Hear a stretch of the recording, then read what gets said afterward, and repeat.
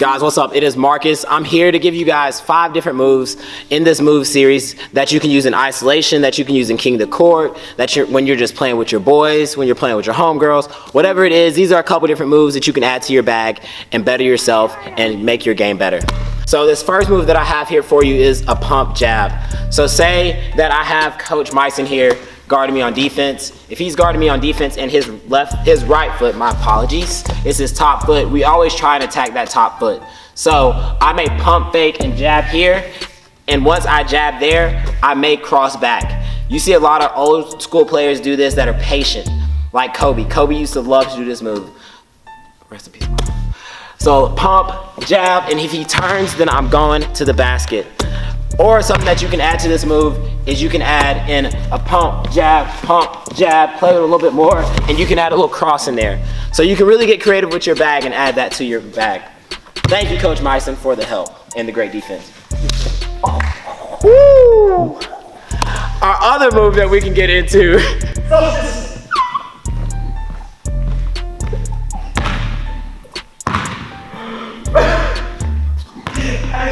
So on our next move in this move series, isolation moves, we're working on if we're going downhill to the basket and we're trying to just stop on a dime. So a lot of shooters that love to get into their mid-range, you'll see them use this move, and it's called, I call it a punch dribble.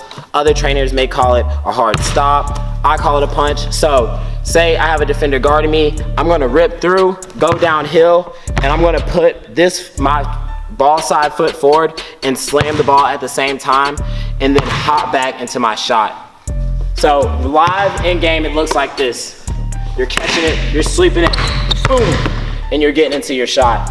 So that's if you have that defender on your hip. When you punch, they're gonna end up sliding back because they think you're still attacking that basket, and that's gonna help you get into that mid-range.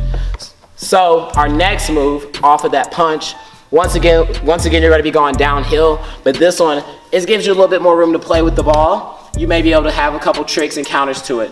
So same thing, you're going downhill, and we're gonna call this a drag. So you're gonna drag the ball, and this is the defender's on your hip and they're trying to cut you off, or they're just running full speed downhill. You drag that ball, maybe get a little Michael Jordan, a little offhand action in there, get that drag in there, and it allows you to get into your pull-up shot. It allows you to drag, switch feet, and go the other way. Or if you want to get real deep in your duffel, this is a little bonus I'll give to you guys. You can drag, hezzy, and then go back between that same leg. On that, when you go here, the defender would close out, and then you're hezzying and you're going back through. So those 2 moves are when you're going downhill. 2 moves are when you're in isolation that allow you to get downhill with your defender on your hip and get your shot off. So finally, our last move, I'm looking at my handy dandy board as Coach Jones calls it. That last move is going to be a double cross. So that double cross is going to be you're jabbing here, and you pop. You're going to hit a double cross. What's going to happen is that defender, when you hit that first cross, he's going to be ready to shift in that direction.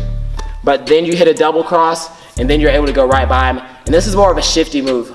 But you have to have your handle tight, and you have to be low with this. So there's a heavy cross, and then there's tight crosses. For the double cross, you want to keep it in tight. So boom, boom, right in between your legs. So I'm a jab, boom, boom. Oh, see, that was 3.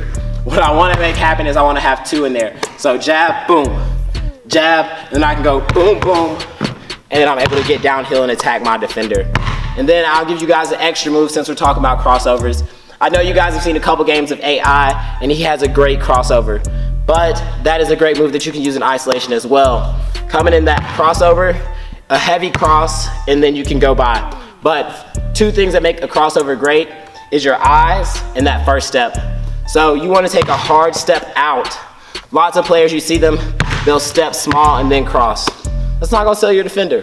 What you need to do is you got to take that hard step out, get wide, and then pull it back. A lot of coaches may tell you dribble within your frame, but when you're really trying to sell a move, sometimes you have to go outside of that frame and get wide on that step and then cross back over.